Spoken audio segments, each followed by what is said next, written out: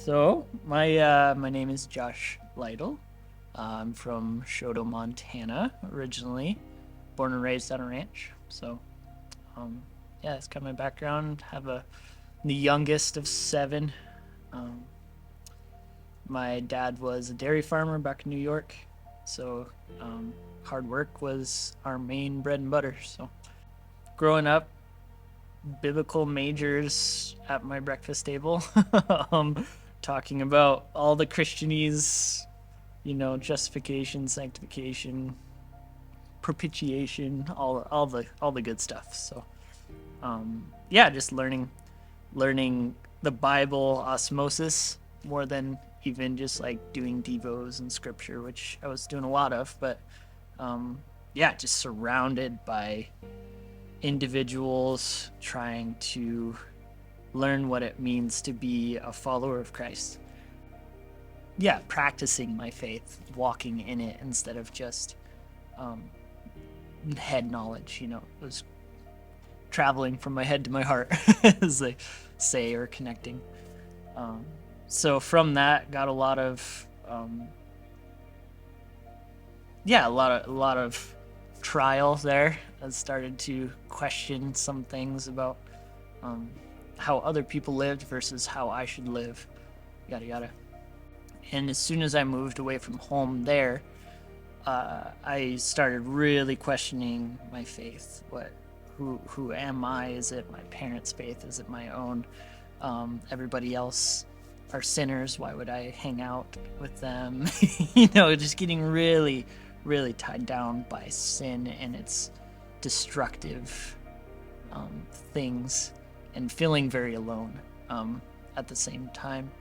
I ended up to the point where I wasn't sleeping at night. I was taking walks around the block at 3 in the morning just to try and clear my head, and getting really sick of just the day-to-day stuff in life.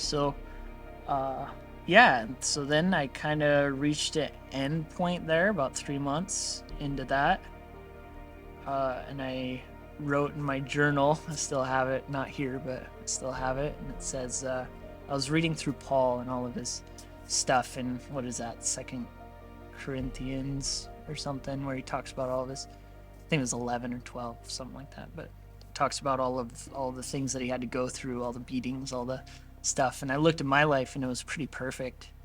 I didn't really have a whole lot of hardship. I had some bullying in high school and stuff, but nothing to really say that I like suffered for the faith. And I questioned that a little bit. I was like, am I just walking the walk and not talking the talk? And I wrote in my journal. I said, Paul, or God, use my life in life or death like you used Paul, or else you're not real, and I'm done with this. And I underlined it and closed it and went to see my parents, who were interim directing the same college for a year while they were getting a new director. So I ended up staying there for the night, and then the next morning I heard about some people that were going climbing. I can't remember the exact time of day. It's kind of a blur with that, but I do know it was October 17th, 2015. A little bit early afternoon, I think, if I'm correct. Don't quote me on that.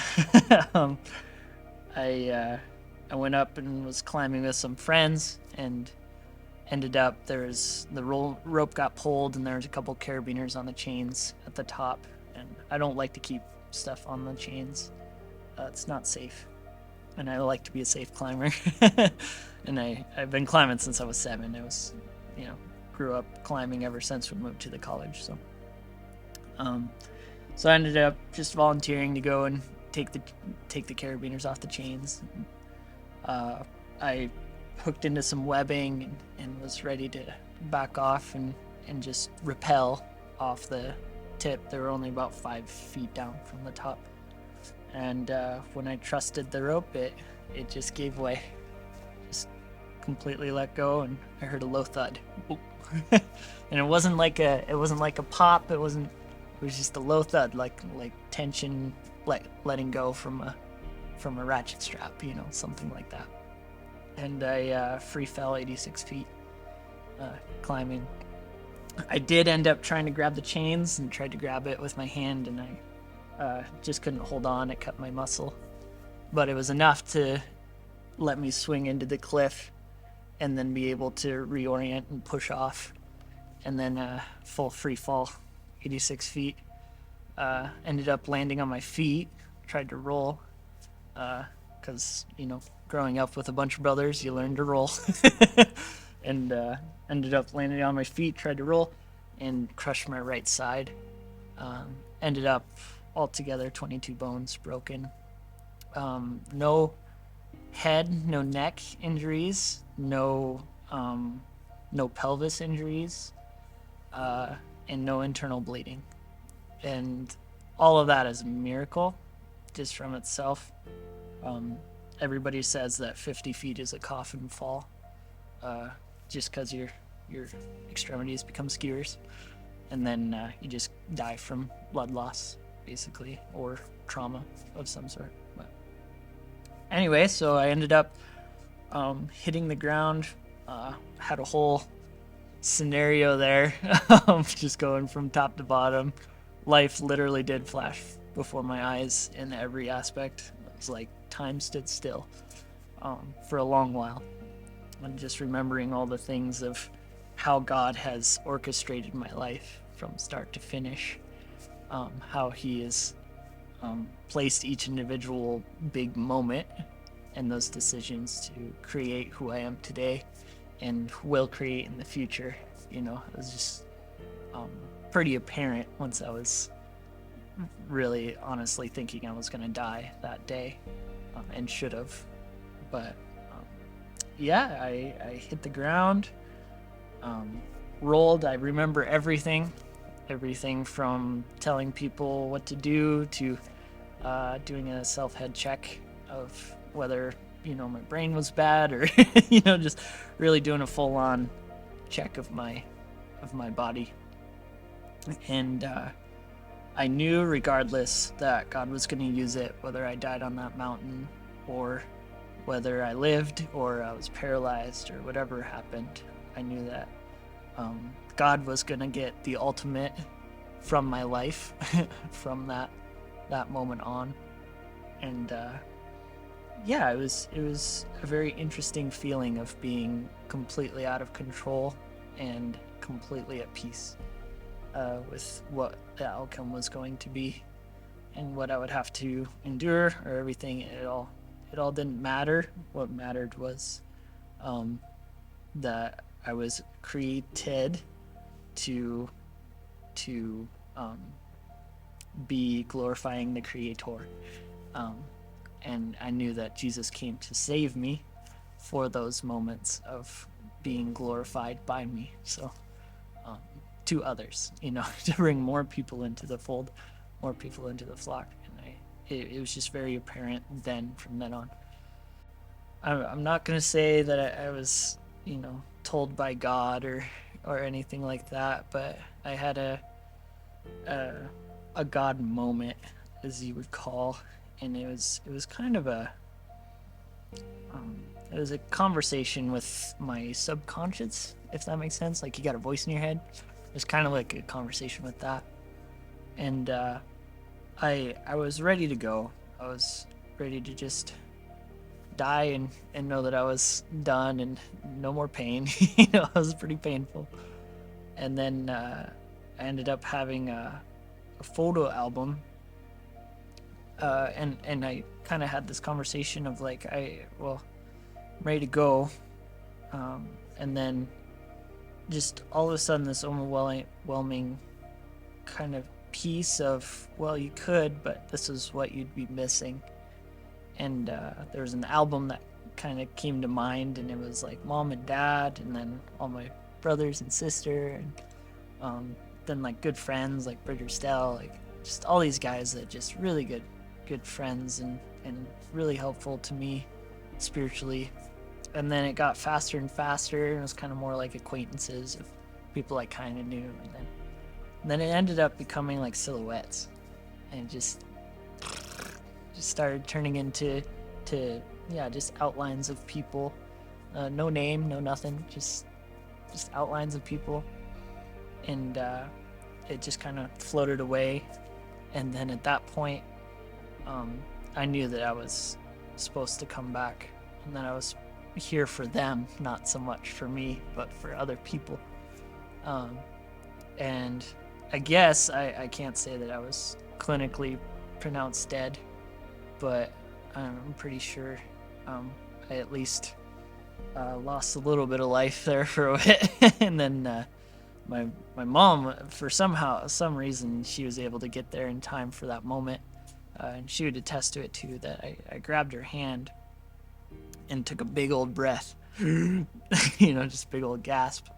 And then at that moment, I had peace from then on. I didn't know what was going to happen. I didn't know if I was going to be paralyzed, whatnot, but I knew that I was going to live through it and that I had more to do. And it was for others, not for myself, So, long story short, I got put in the chopper. Mom thought I was gonna die on the ride, actually, and she prayed. And lo and behold, I was in a medical coma at that point. Like they'd put a stint on my leg, all kinds of stuff. And I remember it to this day. I didn't know anything about what they did to me until I was in the helicopter ready to take off, and Mom was at the door. And I guess I just woke up, and I remember it clear as day. I woke up and I looked her straight in the eyes, and I said, "I'll see you when you get there to the hospital. I'll be there." And then I went right back out, just poof, right back out. And from that time on, Mom said she had peace of whatever was going to happen was going to be fine, but she knew that I was at least going to be at the hospital by the time they got there. Yeah, from then, I got mercy flighted to Great Falls. I woke up, and one of my old classmates from high school was actually the in the emergency room at that point. I woke up and I saw him. I was, "No, Dom, is that you?" "Hey, buddy, you look a little broken." It was pretty crazy. But from then on, I knew that all this pain, all this trial, whatever you want to call it, it was nothing compared to what was going to happen spiritually for people around me. At that point, I ended up going in the ICU. I was in the ICU for 10 days. And then I ended up being able to witness to almost all of my nurses in the ICU. And they were like petitioning to keep me in the ICU. They wanted to keep me in the ICU, but I guess just policy didn't let them. But I love those people, and I still talk to them to this day every once in a while. And yeah, I would say that two, from what I know, two got saved out of the deal, and much more were contemplating faith again. I guess the ICU is pretty hard for a lot of people. And then, so I was in the ICU for 10 days. I was in ortho for 2, and then I was in rehab for about a month. Did 3 surgeries. I still have a rod in my leg, but had a rod in my elbow and a few other things. And then, and then I was able to go home because we had a handicapped apartment. I was in a wheelchair for about a month or month and a half, somewhere in there. At the end of that, I was, back up a little bit. The surgeon said don't even think about walking for 6 months at least, and then if you do, you're gonna walk with a limp.